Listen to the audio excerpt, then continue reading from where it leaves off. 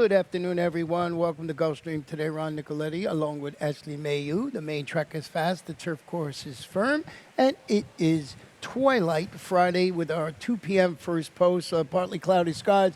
Certainly warm out there. Yeah, it's a little on the humid side. The temperature's hot. I know the heat index is pretty hot today, but fast and firm. Great to be on the turf course today. And honestly, I think the next 3 days, the cards came together quite nicely. Yeah, really nice card today and tomorrow. So, and we got a $100,000 jackpot guarantee in the Rainbow Six. Of course, we had mandatory payout on Saturday. Always exciting. Ticket paid, I think, $14,000. I certainly did not have it. I think I had 4 or 6, which is like kissing your sister, as they say. Yeah, it was a big payout. I know the last couple mandatories we've had, they've been pretty decent. That was one of the better ones, huge payouts. And then even on Sunday when I was here at the races, it was a good payout as well for the sequence. Well, today we have turf racing, of course, as I mentioned at the top, fast and firm this afternoon. Our first race is 5 furlongs on the turf. These are claiming fillies, 3-year-olds of fillies and bears, 4-year-olds and up, and non-winners of 2. Scratch the 10 horse in here, the main track only. I'll tell you one thing, we've been dealing with some pretty big fields over the last couple of days. Yeah, big fields, and I think when you kind of look at this sequence, it makes it tricky, especially starting a day with a race like this on the turf and a sprint. You mentioned big fields today, tomorrow, even last week we had some really big fields, which makes these races pretty competitive. Let's check your early pick 5 ticket out and see what we got going on. No, only 2 deep in here. Only 2 deep in here. I thought about going 3 deep, but you know me, I like to stick to that $36 play. So I do go to 2 horses in the morning line at 5-2 and 3-1, that being the number 7, Daddy's Joy, and the 8, Turn It On. Race 2, I decided to spread with this being a maiden event for 2-year-old fillies going 7 furlongs on the dirt. I wanted some coverage. I think I had to use both of the Mark Cassie runners, the 3 Key Contender, as well as the number 6 Royal Rocker. But I do have, from a pedigree side of things, an interest in the number 2, Maybe Lucky and Wild. Race 3, just 2 deep in here. It's a maiden special weight event. I thought the number 7, Free Data, had 2 good races under her belt, as well as the number 8, Champagne Ivy, who's just been always there, just not graduating yet. Race 4, 2 deep in here. My top pick in here of the number 7, Heartlean, was a scratch, so I go to my second and third choice in there. And then to wrap things up in race number 5, a mile and a 16th on the turf course. I love the number 3, Positive Phil, who's a horse maybe that I haven't loved in previous races, but his form's been quite good as of recent. I also use the number 8, Bray, and the number 9, who's 15-1 on the morning line. Yeah, I like the fact that they gave Positive Phil a little bit of break after those 2 victories in a row. And, of course, Phil Janak is in our office, and we always have a great time when that horse runs. And he never used to win when Phil bet him, and then he reels off 2 victories in really impressive fashion, like you said. Well, his first race today, I started it off in here with I thought I'd get a little bit of a price, 15-1 in the morning line, so there is some guesswork. And I'm alluding to the number 1 horse, Neil Piper, who's taking her talents to the turf after responding in the second race after the claim by Carlos David with that driving 12-length maiden victory going 5. Now, that race was moved from the grass to the main track. Nothing scares me in here, so I was looking for a little bit of a price. I thought maybe this would be the way to go. When you look at that race, too, on July 24th, when races come off the turf, move to the main track, you sometimes don't retain that field size. She still had to face 10 other runners that day. It was a dominant win. She was heavily favored there. And you look at her races before that, you say, oh, it took her 13 times to break her maiden, but she's always been right there. And, you know, she did break her maiden last time out, facing winners for the first time today. So I knew you really liked this horse. I did some digging in the formulator, pulled up a trainer stat for you just to kind of see how the barn does of Carlos David with maiden winners last out. I just looked at the last year. 4 for 15, 27% in terms of win, 60% in the money with $1.91 ROI. So the numbers look good. 6-1, maybe not the number you were hoping for around, but still a decent price on the board. Yeah, decent price, and 6-1 on there. We'll see how it plays out very early in the wagering, almost 15 minutes to post. You know, the logical choice in here at 6-5 is one of the horses you used in your early pick 5 ticket. I mean, I got this horse in second, and probably on paper the one to beat. I'm alluding to Daddy's Joy, who's dropping to the 12-5 level, cutting back to 5/8 of a mile. Returned from that freshening to set a pressured pace, finished 4th against 25 condition claimers. That was going 7.5, so that's around 2 turns. Saffie Joseph Jr. What is it you were just saying? He hasn't had many winners in the last couple of days. No, it's not been good for the barn as of recent. I still use Daddy's Joy on top, just knowing this is a big class drop from her. And when you look at her races in terms of where she's been since she joined the barn of Saffie Joseph Jr., the worst performance she's had in terms of finish is 5th, beaten by 3.5. Not too bad. It was her first race since April, so I'm expecting some improvement. Second time out, that was 7.5. Now now shortening up to 5 furlongs. It's a great angle for the barn. This is the numbers that we're used to seeing for Safi, 25% on that route to sprint. I know turf sprint's only 17%, but the numbers are pretty strong. Well, the horse you have highly rated in here is the number 8, Turn It On, and a logical contender in here, Gilberto Zerpa, the trainer. She's intriguing in the sense that she's coming into this race off a great effort where she just missed by a neck, but it was on the dirt. She's getting back to the turf today. Her turf form is kind of so-so. She, too, is going to get a drop in class from at least her turf races. I know she faced 12-5 last time out, going 6 on the dirt. This is some class relief. I will say in some of her races, she gets herself into tricky situations, but now she's going to make her first start for trainer Gilberto Zerpa, who's 31% first off the claim. Yeah, and number 3, talking about drop downs, Our Love on the Run, who faced considerably tougher in her only previous turf effort. Turf sprint is going back to the grass today. She tried 16 maidens on the dirt, going 5.5. Georgina Baxter, pretty solid with the dirt to turf route. And not to belay the point of this horse, why I used their Piper on the inside. And like I said, none of these horses, Daddy's Joy is not really a 5 furlong horse, so maybe we get a little lucky in there. We'll see how race 1 plays out. Race 2 starts a first of 2 pick 4s today. 7 furlongs, maiden special weight fillies, 2-year-olds, and maybe lucky and wild. I got my ticket too. You got to run her top. Yeah, I want to go over the price in here. 8-1 on the morning line. Kelsey Danners had strong numbers at the meet and as a recent. I believe she had a couple winners here last weekend. I thought the work tab was solid, but then when I digged more into the pedigree, kind of looking at the top side, it's My Lucky Days, 18% with 2-year-old first-time starters. Now, this is the first full for the mare, but she was a stakes winner. She almost made $340,000 on the racetrack, and she had a really strong record. So a little bit of a pedigree play as well. Yeah, Kelsey Danner about 23% with her freshman runners. So Angel Arroyo will be in the saddle. A Royal Rockers turning back to 7 furlongs after showing speed and getting nailed late. That was a maiden special weight competition, going 7.5 furlongs on the turf. One of the angles I always like, going long on the grass, showing speed, turning back to 7 on the main track. Mark Cassie, Edgar Zayas handling the surface switch today. Yeah, that's a huge angle. I mean, you've mentioned it. Forwardly placed in both of those starts so far. She just hasn't had quite enough to get the job done. I will say last time out she was favored. The winner was a huge upset at about 21-1 on the tote board. So this one just couldn't sustain her bid at 7.5. And even just the little cutback today will help her.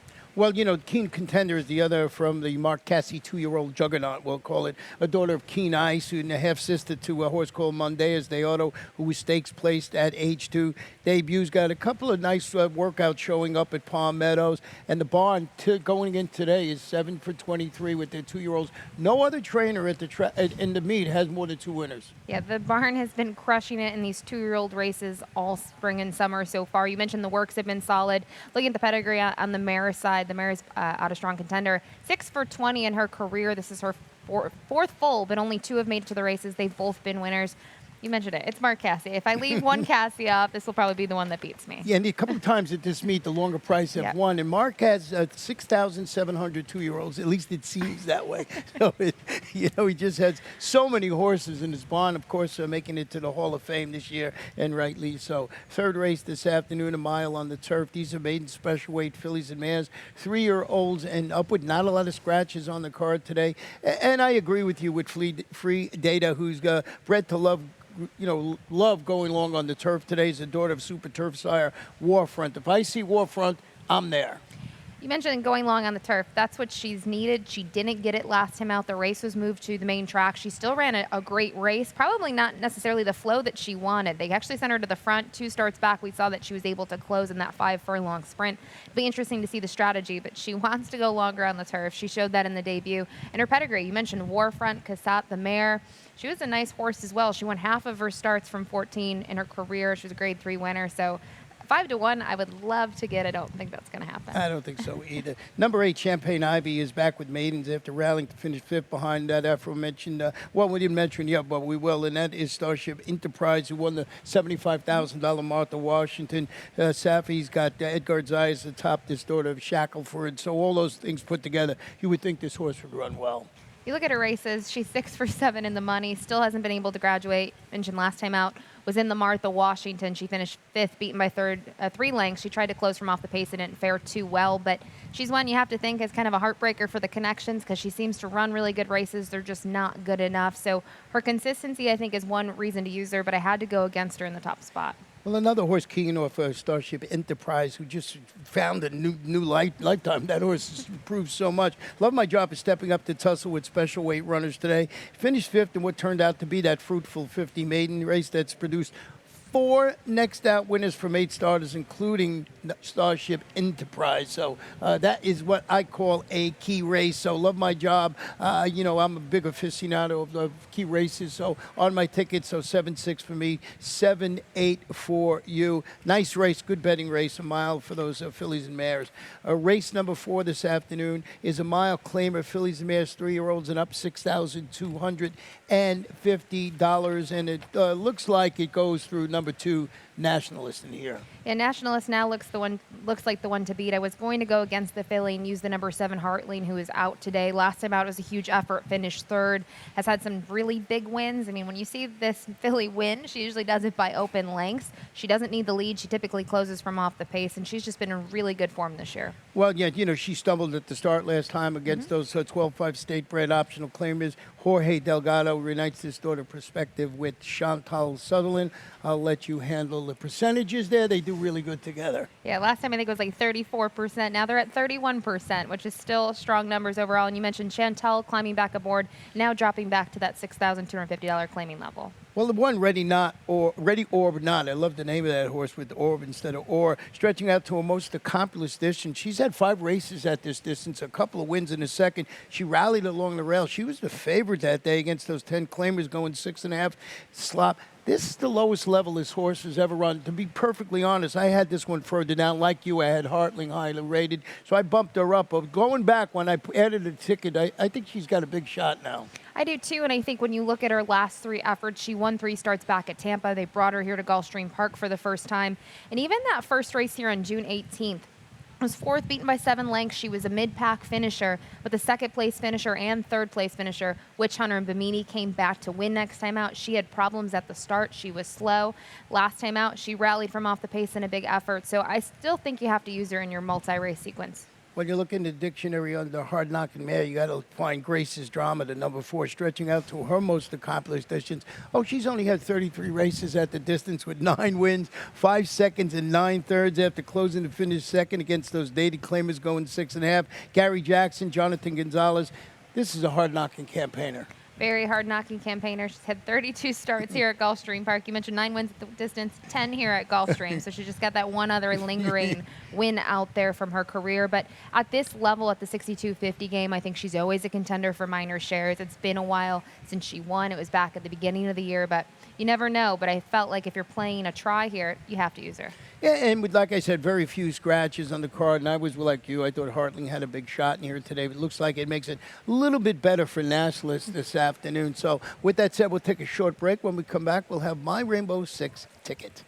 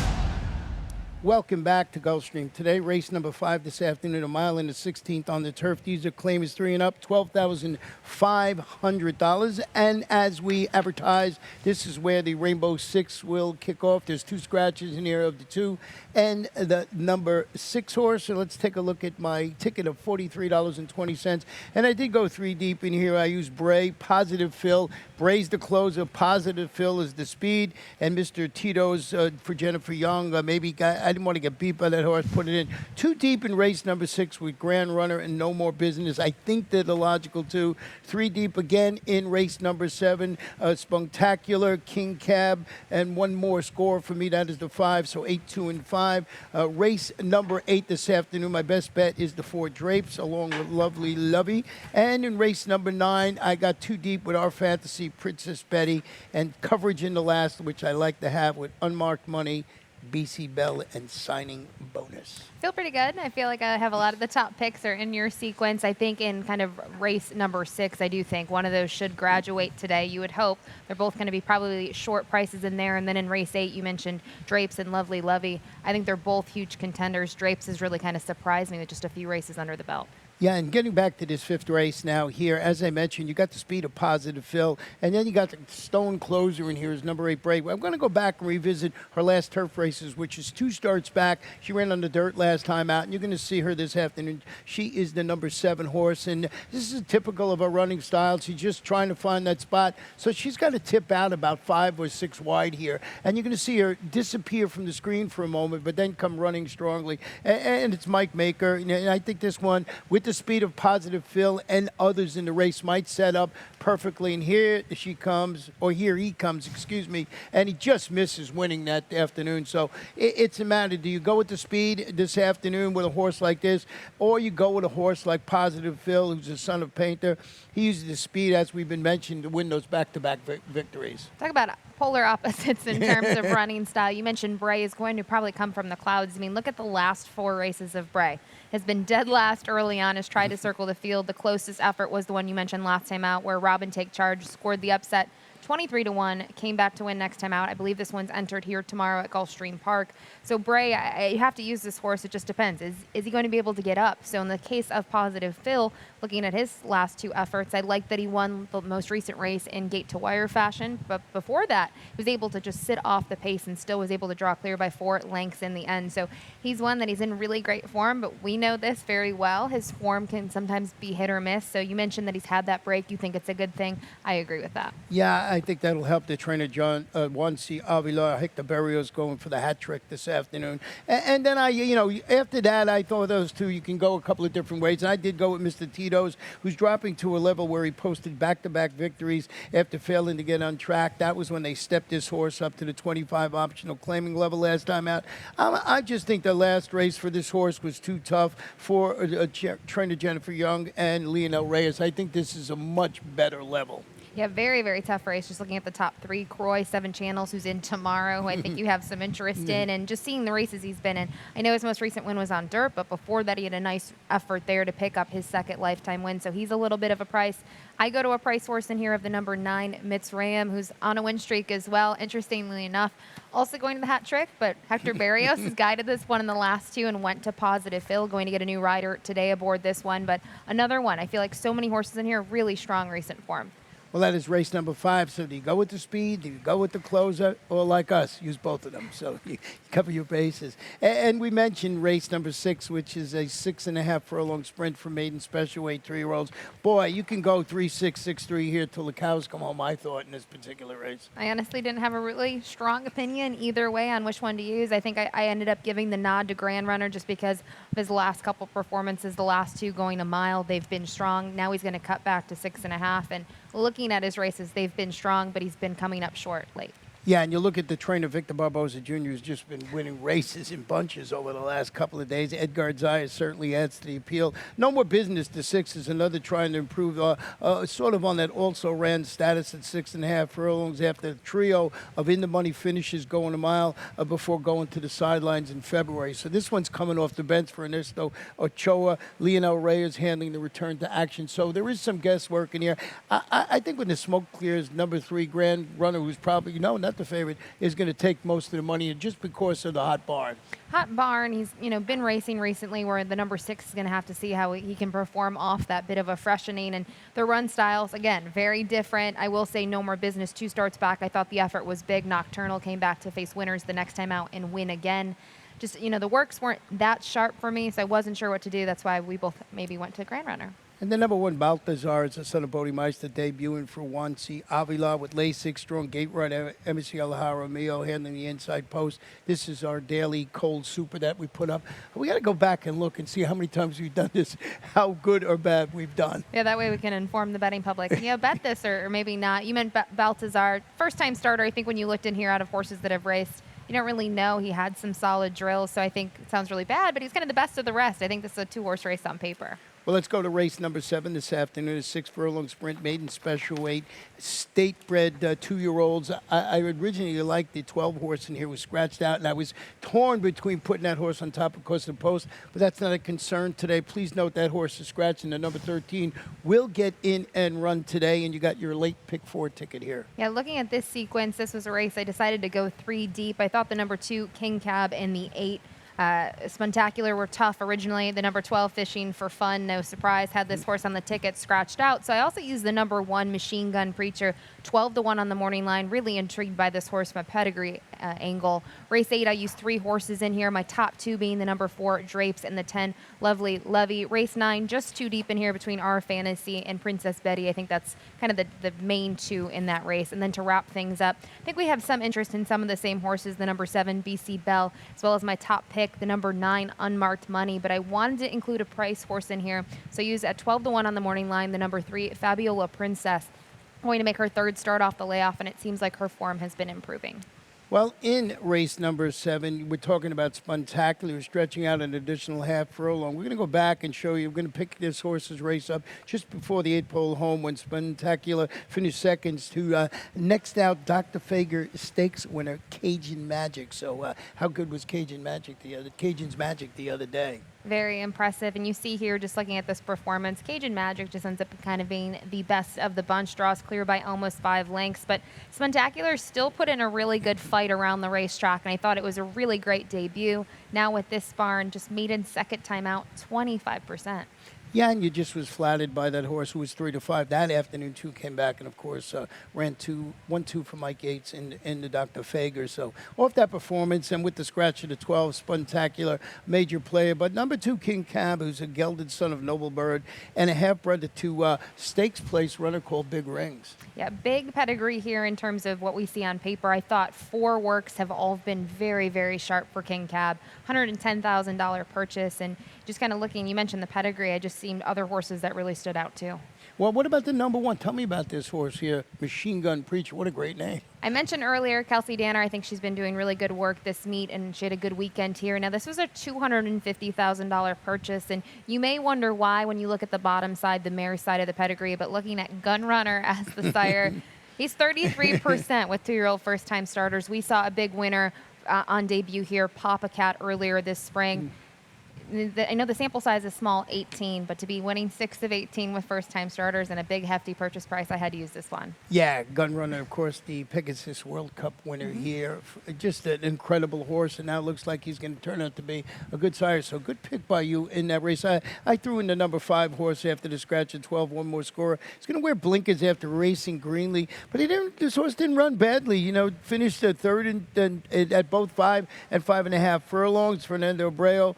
The only problem, if you look with his record with blinkers, not that good. But I just thought that this horse, you see these youngsters, when they run okay, it seems to have been a key handicapping angle. He had more than the first-time starters, unless you get someone that's, bred up and down. So and the race that you showed, I want to say, was this one was 3rd in that replay that we showed, and then last time out was 3rd. Second was Fishing for Fun. So I know you both liked those horses originally. So both productive races so far as well. Well, race number 8 this afternoon, back on the turf. This is the best betting race on the card, I believe. The mile on the turf, allowance, optional claimer. Fillies and mares, 3-year-olds and up, or optional tag of $62,500 in here. And just one of these great turf betting races here at Gulfstream Park. And you can go 10, 4, 4, 10. I did go with number 4, Drapes, and I want to go back and show you this horse's race just before the 8-pole home when she closes to finish second to a horse I really like, even money, and that is a Sugar Fix. So keying off that, and you will see the number 5 Drapes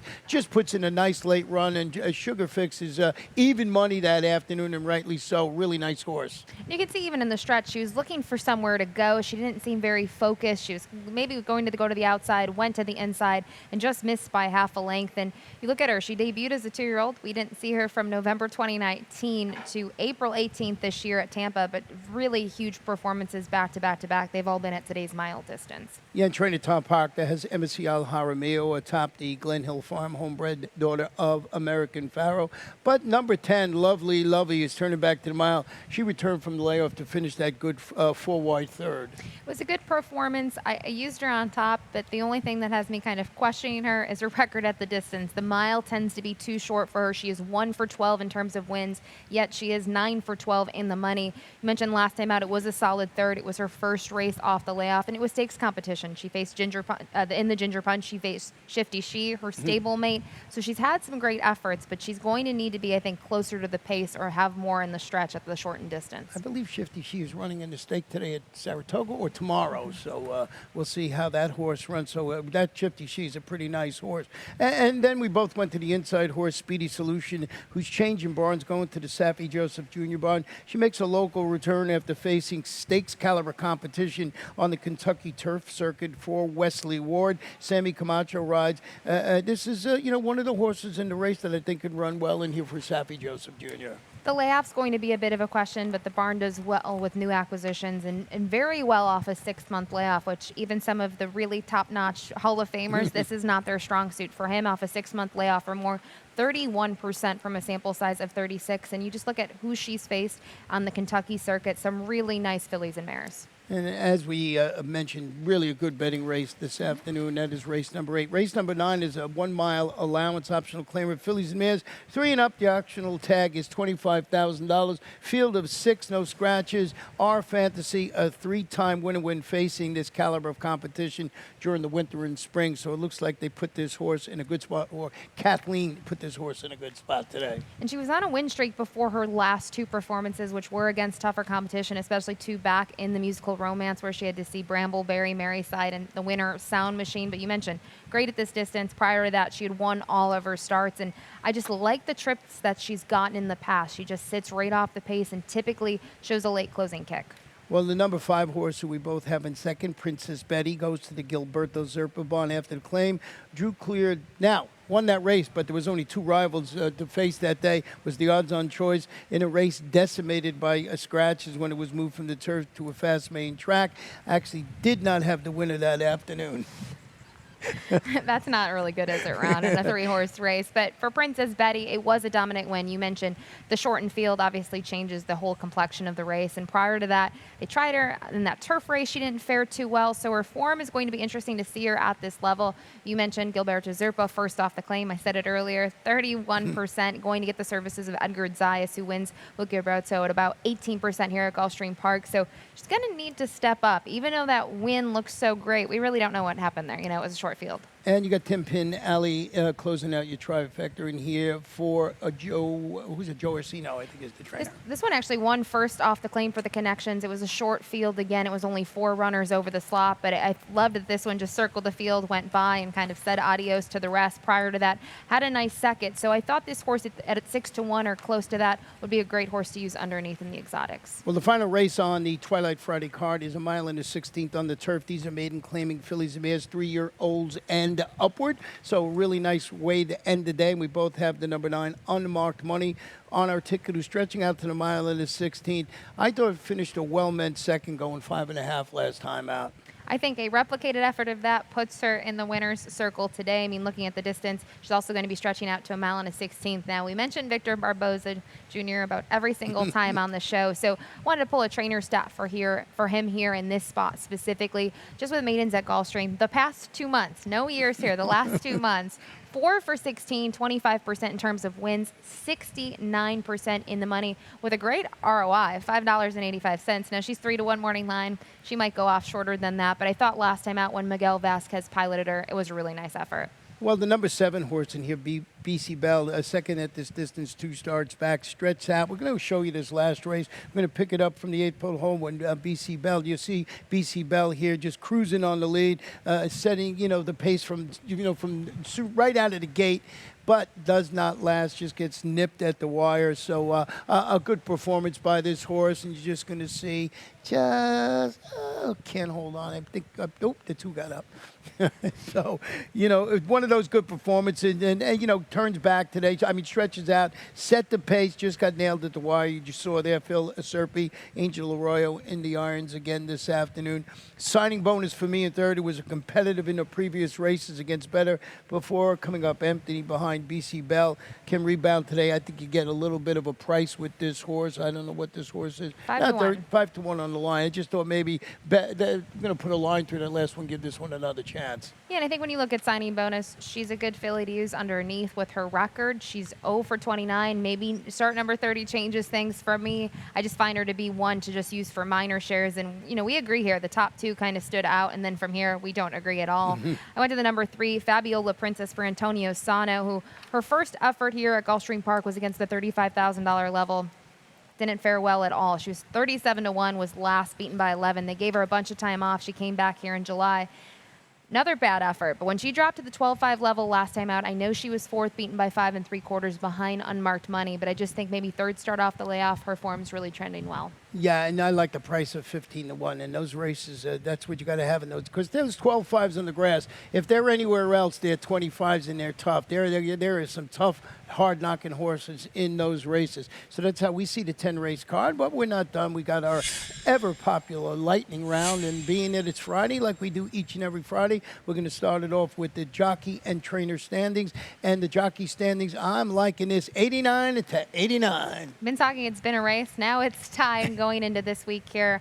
They both had great weekends here. You kind of see the other riders still the same that we've seen. I will say Sammy Camacho had a big weekend. I know he's not in the top here. He had a 3-day win on Sunday, but Edgar Zayas and Amisael, it's a race for sure. Yeah, and it makes it a lot of fun. And Miguel Vasquez just does a great job here, year in and year out. And as you mentioned, Edwin's still on the sidelines, and Paco defected up to New Jersey for the summer. So that is the trainer's jockey standings. I was going to forget the trainer's standings, but I did not, and here they are. And it's Sappy Joseph Jr., 53, but Carlos David getting into second with 23 victories. He's had a lot of victories. Another name that's moved up, Victor Barboza Jr., had a huge weekend here at Gulfstream Park. He had, I think, over 4 winners. And then I think it's just a huge performance from him as well the last couple days. So not really a race for the top spot. We say this every week, but everyone else, it's really tight for second. Yeah, but Sappy's barn a little cool. I don't think they're going to catch him no matter what. But besides that, we got other great, jockeys and trainers here, and one of these jockeys, Edgar Prado, Hall of Famer, got his 7,100 victory the other day. Just saying that, you go, what? 7,100? And then I looked at the number of races he rode, and it's just they're huge numbers, right? But he's done so well. He's in the Hall of Fame as of 2008. He won an Eclipse Award, and currently with that, 7,100, he's second in the active jockeys in terms of wins. He's 8th all time, so he needs 41 more to catch up to Chris McCarron. Well, who's got more wins that's riding right now? One rider that I know in particular, he's the king of Ohio and Turfway Park, Perry Utes.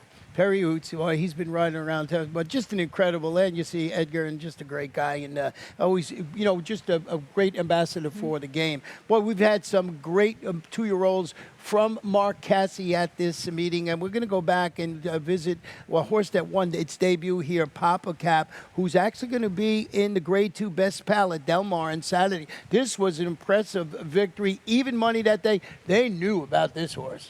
It looked like the field was going to catch him, and then he just hit another gear and took off in there. He was even money and looked at the field for the Best Pal. He's the 8-5 morning line favorite, and he hasn't raced since then, but he trained here at the Cassie Training Center up in Ocala for a bit, has some really strong workouts at Del Mar. And the most entertaining thing I'll say, Ron, is when I looked at the field, they have those little little paragraphs that tell you about the race. And they said Mark Cassie isn't going to Del Mar for the beach. He's going there for a win. So they have really high hopes for this horse. Yeah, I mean, he was very impressive, as we mentioned, they're going to be in the best pal. Another horse that was very impressive, we're going to backtrack to 2020 when Day Out of the Office just won its debut, but a little melancholy being retired. This one went on to win the Grade 1 Frisette, was second in the Breeders' Cup, just incredible. And this was its debut here. It was just so impressive. We texted each other when the news came out. There was really no information at that time. So the story is there's some just wear and tear that she's kind of experienced. She had a workout on July 31st when they did some diagnostic x-rays later. They said she was slightly off with some mild issues. So they decided that it's time for her to go be a mom and try her next career out. And it just goes to show that you see some really great 2-year-olds run here, whether they stick around and go in the Cyrus Stakes Series or do Papa Kappas and Day Out of the Office, and went on to be a multiple Grade 1 stakes place. So that is how we see all the action this afternoon. We'll be back here throughout the afternoon. I'm going to turn it over to track announcer Peter Aiello.